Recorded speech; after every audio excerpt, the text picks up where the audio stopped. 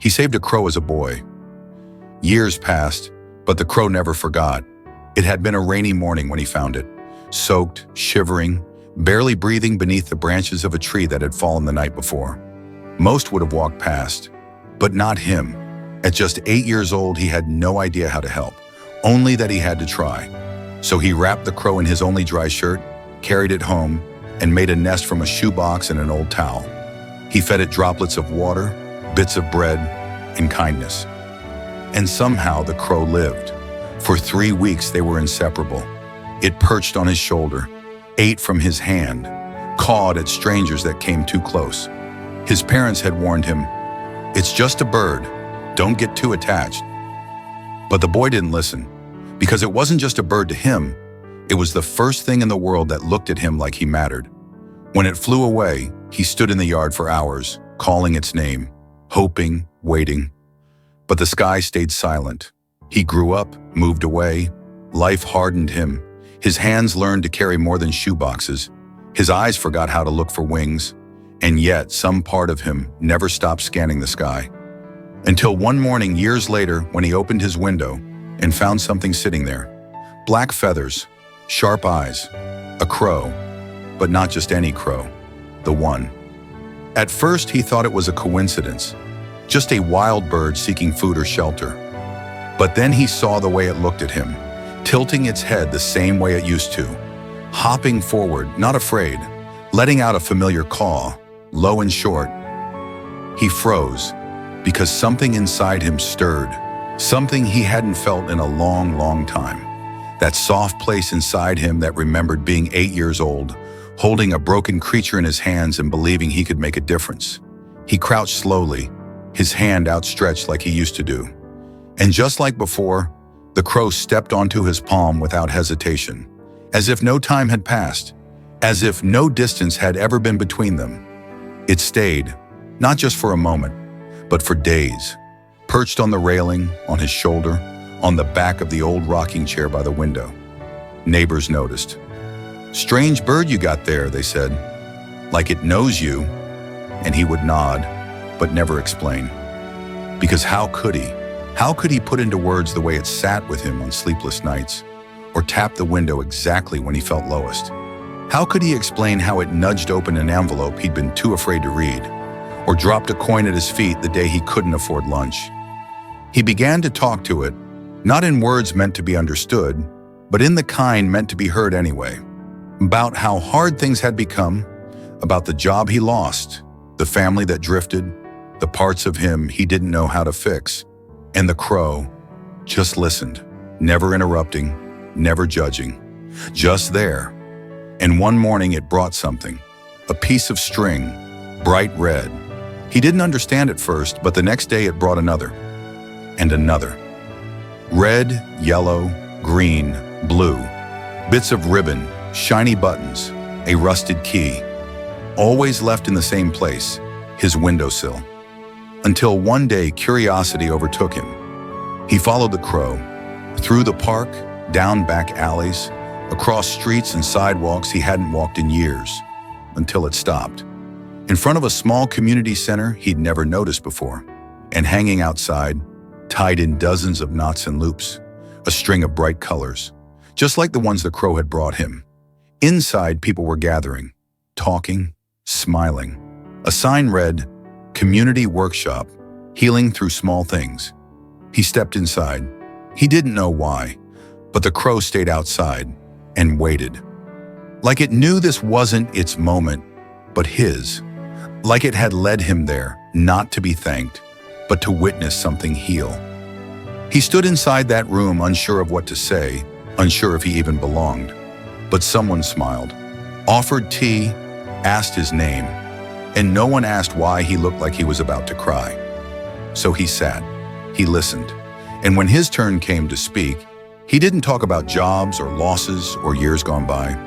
He talked about a bird, a black-feathered messenger that once slept in a shoebox and showed up again when the silence had grown too loud to bear. And no one laughed. They listened, as if they understood that not all saviors walk on 2 legs. Some fly. When he returned home, the crow was still there, waiting, watching, And when he opened the window, it flew in again, circling once before landing where it always did, right on his shoulder, as if to say, "You did it." From that day forward, they were never apart for long. The crow brought fewer trinkets, but more presence. It stayed when he laughed, stayed when he cried, stayed when he dared to begin again. Because sometimes the ones we save come back to save us, not in grand gestures or loud declarations, but in quiet, consistent love, in showing up, in staying. That's where it all made sense.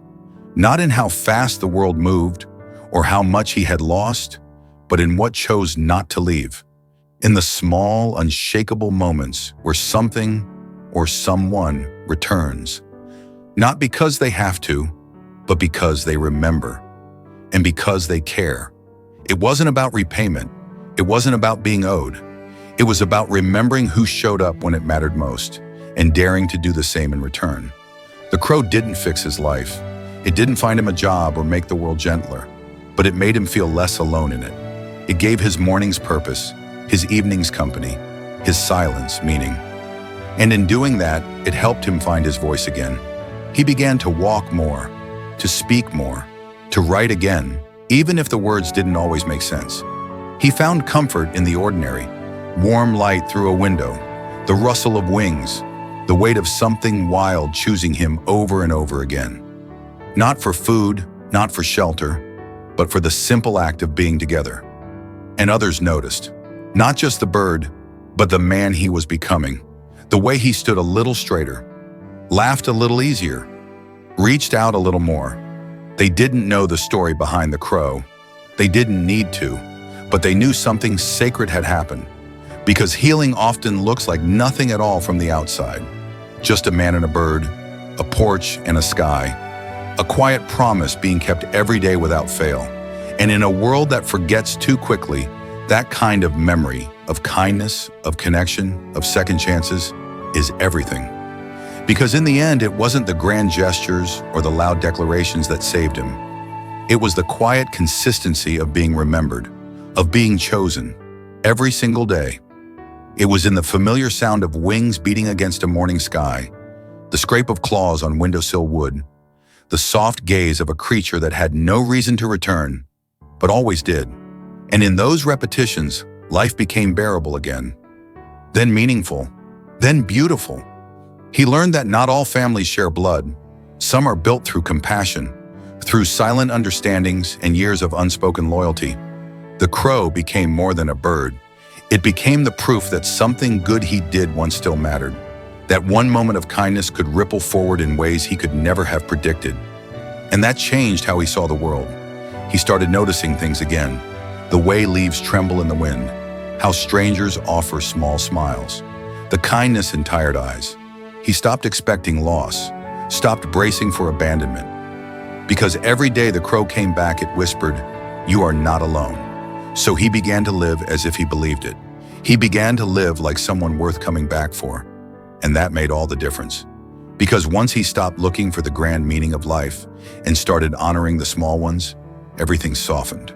The sharpness of grief dulled, the weight of regret lifted, and in its place bloomed something gentler, something real. He no longer needed answers to all his questions. The crow didn't offer them anyway. It offered something rarer, presence, a kind of truth that doesn't speak but stays, that doesn't explain but shows up, that doesn't forget. And in a world so loud, so quick to move on, that kind of devotion is radical, revolutionary. He began to wonder, how many others had been saved by a moment like that? How many people had been quietly held together by the memory of being loved, even just once, without condition, without reason, without end? Maybe the crow wasn't just remembering what he had done. Maybe it was reminding him of who he had been all along, kind, gentle, worthy. Maybe it was never about repaying a debt, but rekindling a light. And so he stayed, and the crow stayed, and neither of them needed to ask why. Because sometimes healing doesn't look like a transformation. It looks like remembering you were never broken to begin with. You had simply forgotten how to be seen, forgotten what it felt like to be noticed without needing to perform, to be loved without needing to earn it. And the crow, this persistent, feathered constant, had become more than a companion. It had become a mirror, reflecting back not just who he was now, but who he had been before the disappointments, before the silences, before the long stretches of loneliness that made him question whether he'd ever mattered to anyone at all. It reminded him that someone had once looked at him, not with pity or expectation, but with trust, with the kind of loyalty that does not fade in the face of time or distance. And in that remembering, he began to make space in his life, in his thoughts, in the very walls of his home, for hope. Not the loud, cinematic kind that demands grand endings, but the quiet, enduring kind that nestles into your routines and waits for you to believe in it again. He left the window open every morning. He began keeping little bits of bread and seeds on the sill, not because the crow needed them, but because he needed the ritual, the connection, the reminder. He started volunteering again, talking to strangers, answering texts he once left unread. There was a softness returning to him, a patience, not just with others, but with himself, because the crow had never once looked disappointed in him. It never measured his worth by his achievements, never kept count of his failures. It only stayed. And in doing so, it taught him how to stay too, how to remain present when the world tries to pull you away, how to forgive yourself when the weight of your past tells you you're unworthy of grace. He began to live like someone who had been chosen, not just once, but every day. And slowly, that choice became his own, not just a response to the bird that visited each day, but a reflection of the man he was becoming. Again, a man who no longer needed proof that he mattered because he carried that proof within him. In the way he opened his hands to offer kindness, in the way he made space at his table, in the way he listened, not just to people, but to silences, to the way wind whispered through trees, to the soft rustle of wings outside his window, to the moments that once passed him by unnoticed. Life had always been speaking to him, gently. He had just forgotten how to listen. The crow became part of that rhythm, never caged, never called, just welcome, just known. And in that unspoken knowing, a bond grew that neither time nor logic could explain. The crow was never tame, but it trusted him, and that trust, offered freely and without condition, became sacred. It rewrote what he believed about connection. It told him that some relationships don't need to be constant to be true. Some loves don't need to be loud to be lasting. And some acts of kindness, even those given in childhood and long forgotten, plant roots that wait in the soil of the universe, growing quietly until one day they bloom. And when they bloom, they remind us that goodness is never wasted, that every moment of grace we offer someone else, no matter how small, how brief, has a way of returning. Not always in the form we expect, not always when we need it most, but always when we're finally ready to see it. That's what the crow had brought him. Not a debt repaid, but a circle completed. He had once saved the bird, but the bird had saved his memory of himself. The version untouched by failure, unshaped by regret.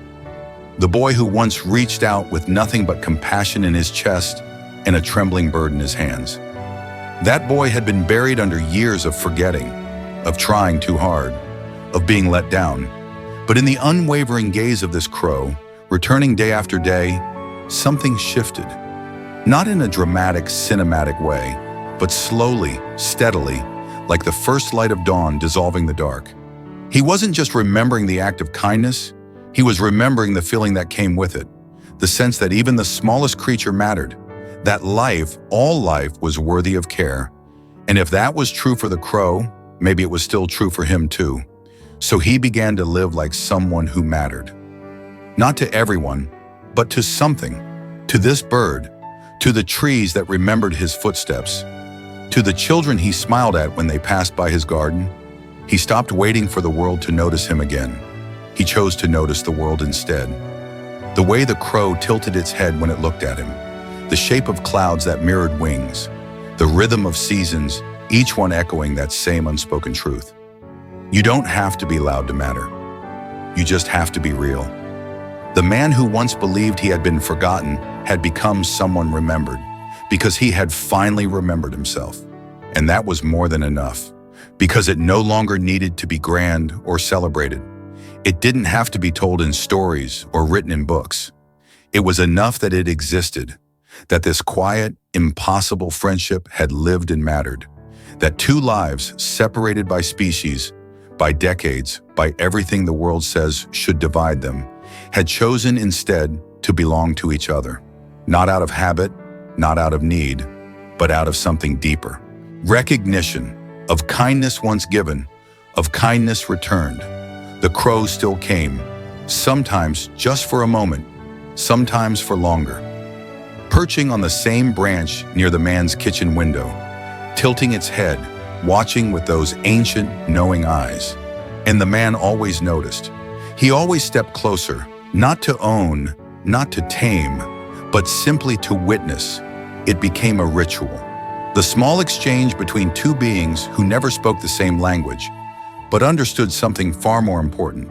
That connection, real connection, doesn't demand, it doesn't possess, it honors, and it stays, even when everything else changes. And in that staying, something else took root. The man, now older and slower, found that he wasn't waiting for the world to bring him meaning anymore. He was living it, in the act of noticing, in the soft smile that tugged at his face each time he spotted black feathers in the morning light, in the way he no longer felt alone, even when the world was quiet. The crow had become his reminder, not just of a childhood act, but of everything that act meant. That we all have the power to be someone's moment of grace. That even the smallest kindness can echo through a lifetime. That sometimes the truest form of love doesn't call attention to itself. It just stays. Because that's what love does. It returns, in the form of wings, in the sound of feathers beating just above your door, in the stillness of a gaze that sees you as you were, and as you've become, and accepts both without question. And that is always enough. Not because it ties things up neatly or because it fills every ache, but because it reminds us that something once real never fully disappears. The crow didn't need to speak, didn't need to build a nest on the porch or tap the window each morning. Its presence alone was a message, a living reminder that compassion leaves footprints that time can't erase. And maybe that's what the man cherished most. Not the bird itself, but what it brought out in him. A version of himself he thought long lost. A self who still believed in gentleness, who still reached out instead of closing off, who still saw worth in something small, something feathered, something free. He began to write again, not for others, but for himself. He began planting things in his yard with care, not haste. He began speaking softer to those around him. He even began to laugh a little more, not loudly, not often, but with a kind of lightness that hadn't visited in years. And whenever the crow came, it was as if the world tilted back into balance, like something sacred had been restored, unspoken but undeniable. What they shared was not dramatic. It wasn't even visible to most, but it was constant, steady, a thread of memory and meaning, strung between two lives who simply refused to let go of kindness, who had every reason to forget, but never did. Because when we are truly seen, we change. And when we are remembered, we begin again. Not because the past didn't matter, but because something in us dares to believe it still can. That kindness once given isn't a one-time act, but the seed of something far larger, something that takes root quietly and waits for the right season to bloom again. The crow never asked for more. It simply came, as if to say, I remember. And the man, every time he saw those wings in the sky, felt the world soften around him. In that fragile, fleeting moment, he wasn't just a man living out his days. He was part of something shared, something chosen, something remembered. He began to see the world with that same lens, the neighbor's dog barking less like a nuisance and more like a soul that also needed to be heard. The wildflowers in the cracks of the sidewalk, not as weeds, but as signs that beauty shows up even where it shouldn't. He noticed how much we all carry, and how a small gesture, one that seems forgotten, can be the very thing someone holds on to when everything else falls apart. And maybe that's what the crow had always known, that what we give, our care, our presence, our compassion, it matters. It stays. Even when we don't know it. Even when we don't see it returned. The bird had flown away all those years ago, but it had never really left. And neither had the boy the man used to be. The one who once picked up a creature with broken wings and believed that helping mattered more than anything else. That boy still lived inside the man. He had just forgotten, until something with wings reminded him. And just like that, the world shifted again. Not with a loud crash or sudden revelation, but with the soft certainty of something real returning to its rightful place. Like the pieces of a puzzle finally clicking together after years of misalignment. There were no fireworks, no applause, just the quiet understanding between two beings who had changed each other's lives without ever needing to say a word. It wasn't about debt or obligation or keeping score. It was about something far deeper, something rooted in memory, in loyalty, in the kind of bond that time cannot break. And so, the crow kept coming. Not every day, not predictably, but often enough to remind him that some connections don't fade, they simply evolve. Sometimes it landed on the fence as he drank his morning coffee. Other times it circled overhead, letting out a single call before vanishing into the trees.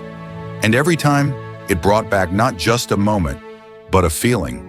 The kind that can't be explained to others, because it doesn't belong to logic.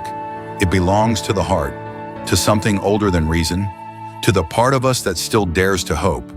It reminded him that even the smallest kindness might echo for decades, that a choice made in seconds could ripple across a lifetime, that what we do when no one's watching might be the very thing that saves us years later.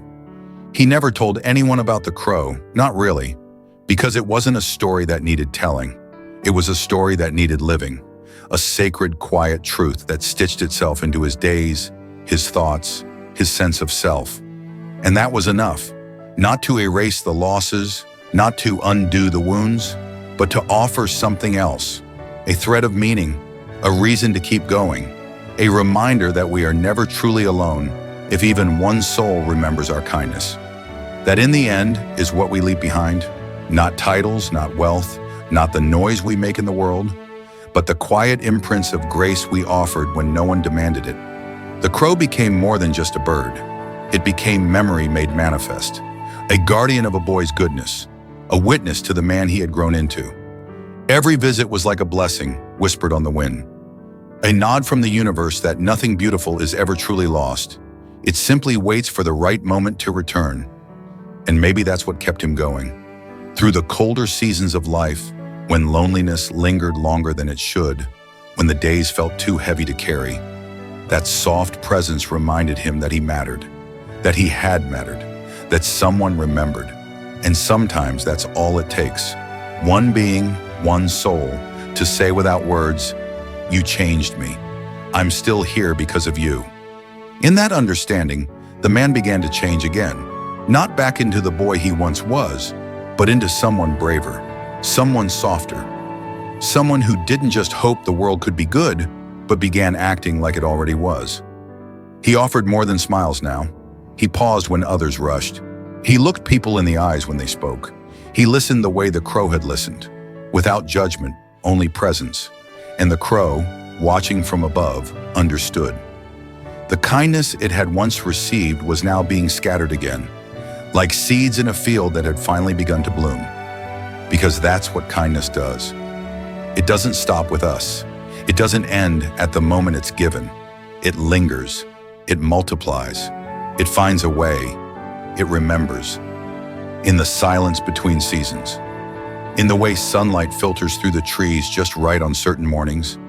In the echo of wings that pass overhead without ever needing to land. It lives in the quiet rituals, the cup of tea poured for two even when there's only one, the porch left open just in case, the way his eyes lift at the sound of wings even now. Because somewhere deep down, part of him believes the crow will return, not out of need, not out of habit, but out of memory.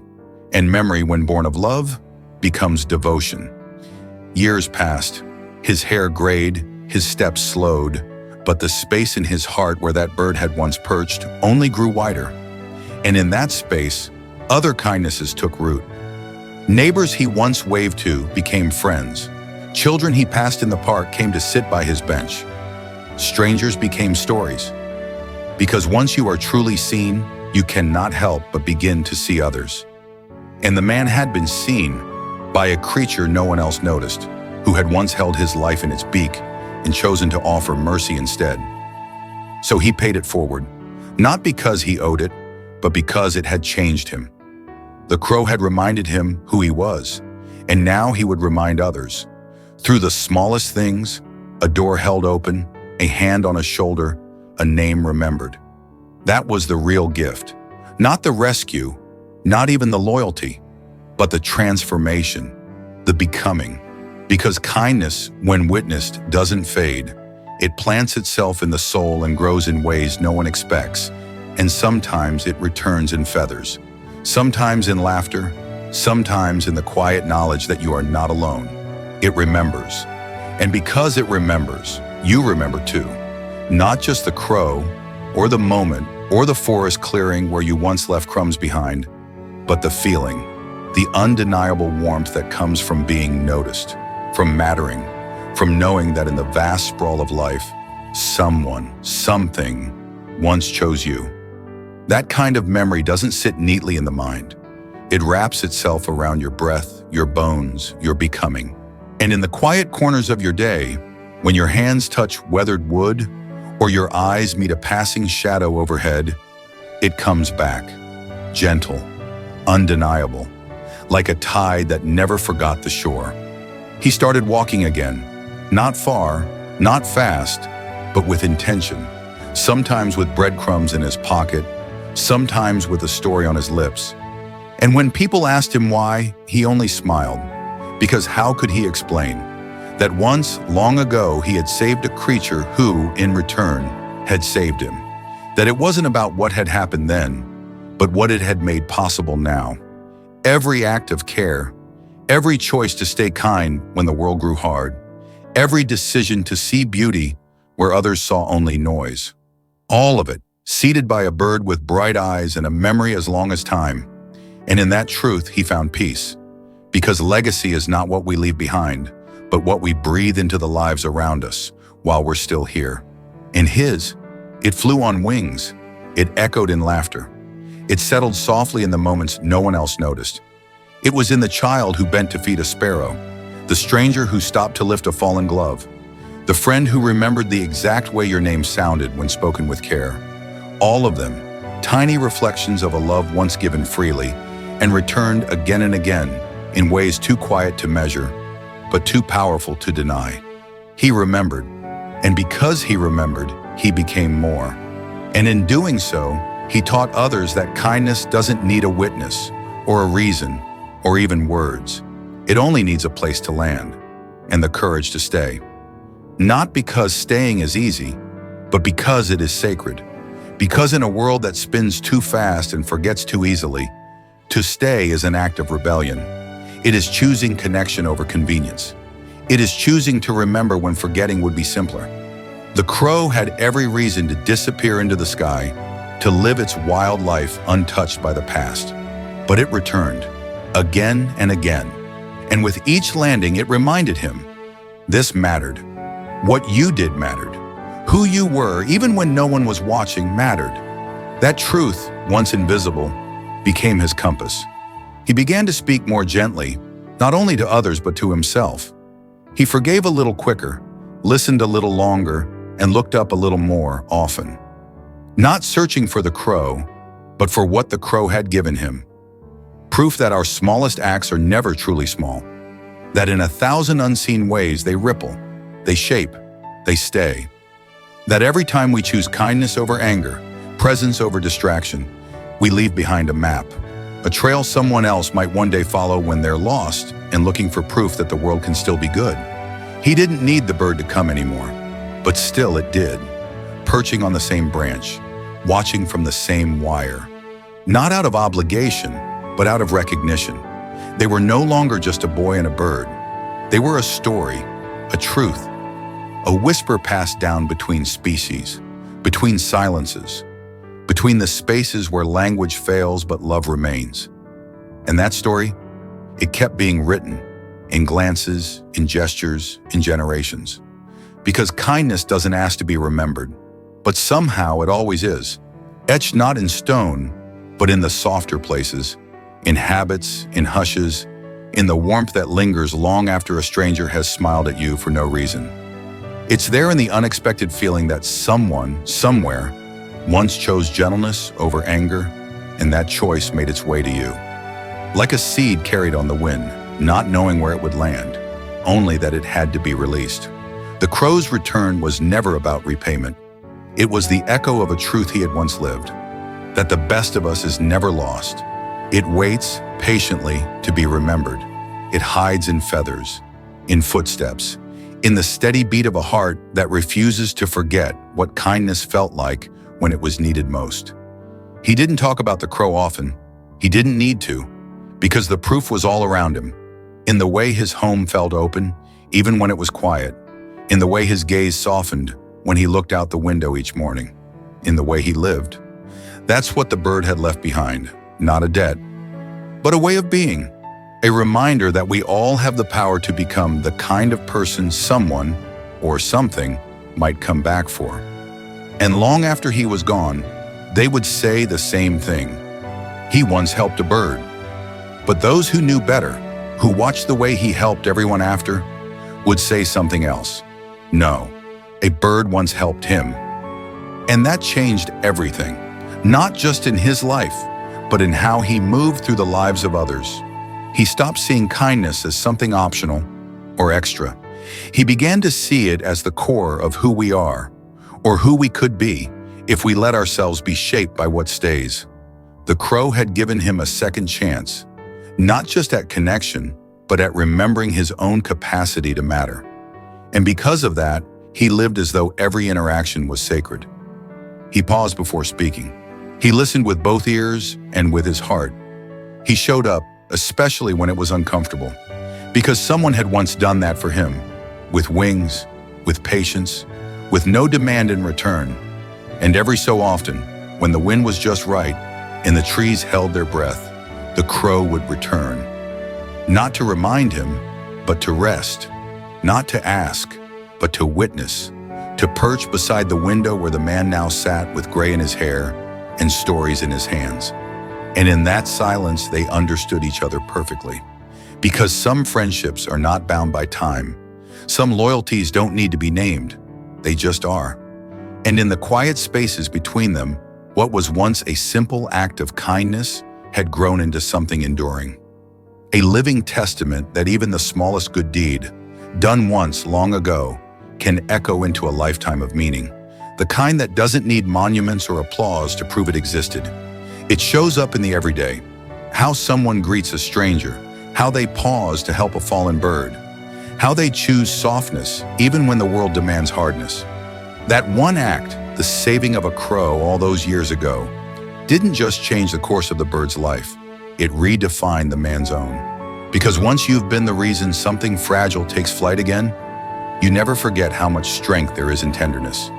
And that tenderness began to ripple outward, through the people he met, through the lives he touched, through the way he loved, not loudly, but completely. Years passed. The man grew old. His steps slowed, but his presence never dimmed. And still, every so often, that same black-feathered silhouette would appear in the trees outside his home. Watching, waiting, not out of obligation, but choice. Not to repay, but to remember. Because that's what loyalty looks like when it's rooted in love. It stays, even when no one else sees. Even when the rest of the world moves on. And somewhere deep inside, both man and bird understood. The moment they shared had never really ended. It had just taken on 1,000 new forms. Quiet acts of compassion, choices to forgive, courage to care again. And those moments carried by the wind like seeds had planted forests in places they would never walk. But others would. And in the rustling of the trees, in the softness of a shadow passing overhead, a whisper would remain. Kindness was here. In the end, it wasn't the dramatic moments or the grand gestures that defined them. It was the quiet, the loyalty unspoken, the silent understanding that some souls find each other once and never let go.